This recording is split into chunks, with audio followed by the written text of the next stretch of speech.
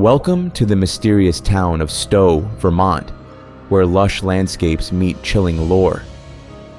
Among its picturesque beauty lies a historic covered bridge, known as Emily's Bridge, that has become a magnet for paranormal enthusiasts and curious travelers alike. Legend has it that a heartbroken bride named Emily haunts this bridge, her tragic tale intertwined with eerie reports of unexplained sounds, ghostly apparitions, and chilling encounters. I'm your host, Dan David. Welcome to City of Nightmares.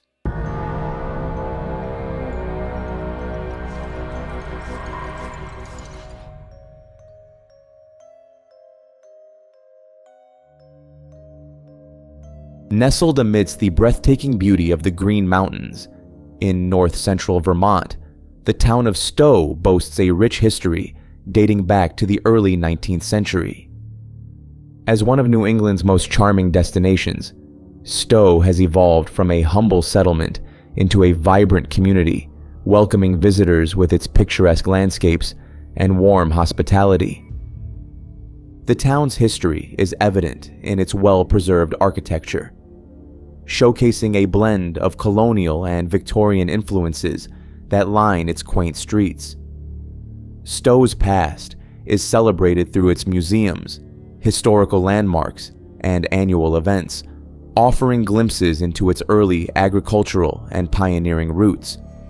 Beyond its historical appeal, STOWE has also gained fame as a destination for those intrigued by the unexplained and the supernatural.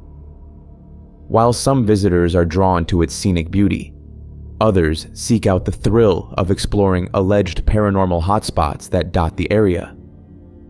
Among the rumored sites are historic inns and lodges where guests have shared stories of inexplicable encounters and ghostly sightings.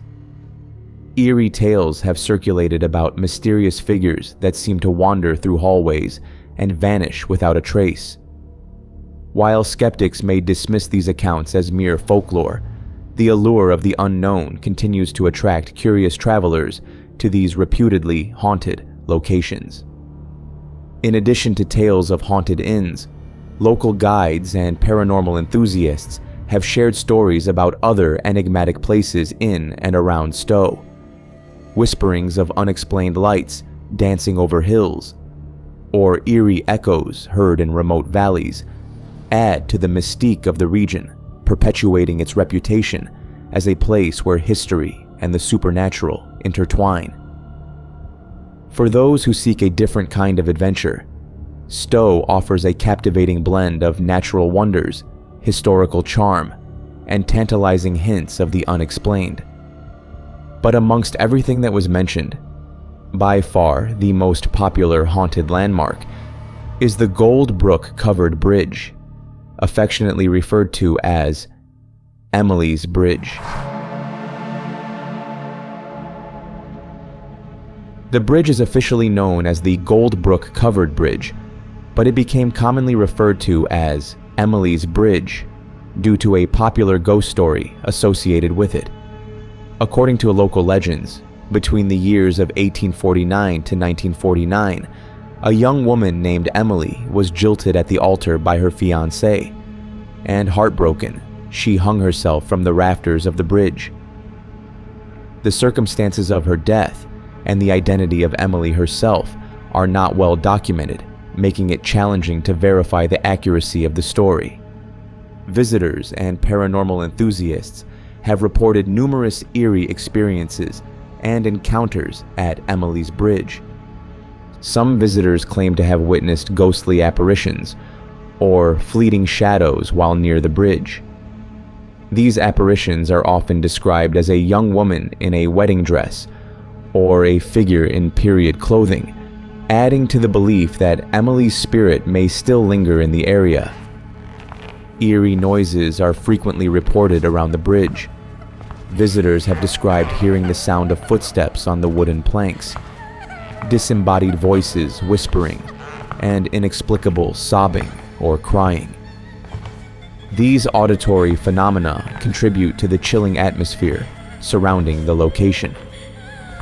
Several visitors have reported sudden and significant drops in temperature while visiting Emily's Bridge, even on warm days.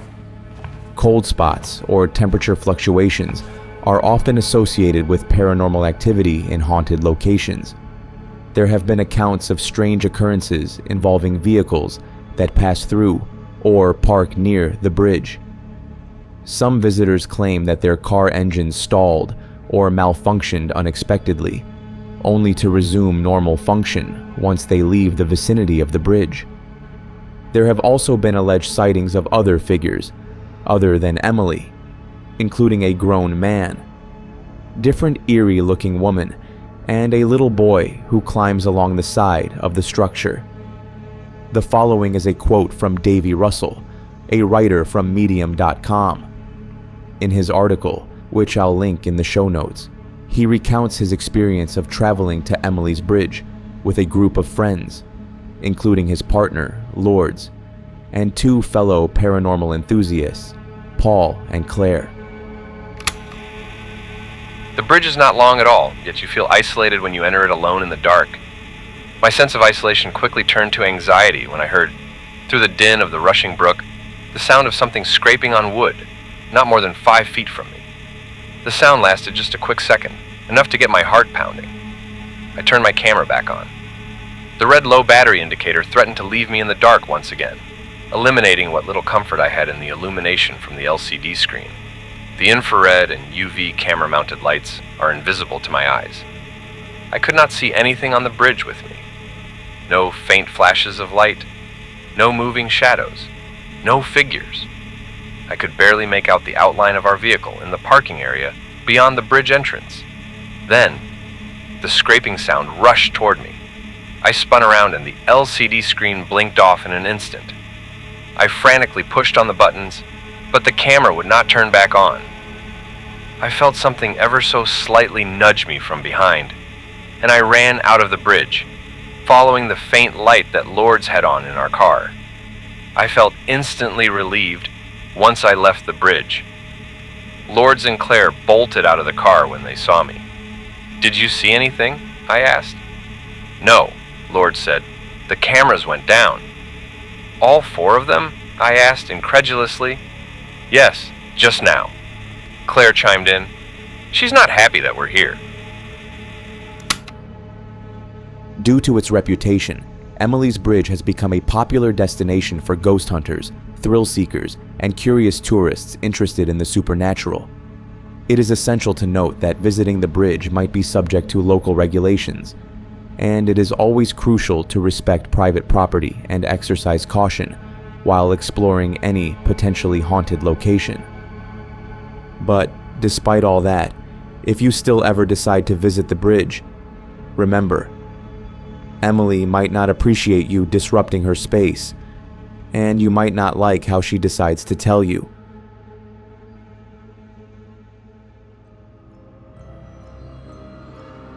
Thank you for listening. I hope you enjoyed this episode of City of Nightmares. If you did, be sure to follow the show for more.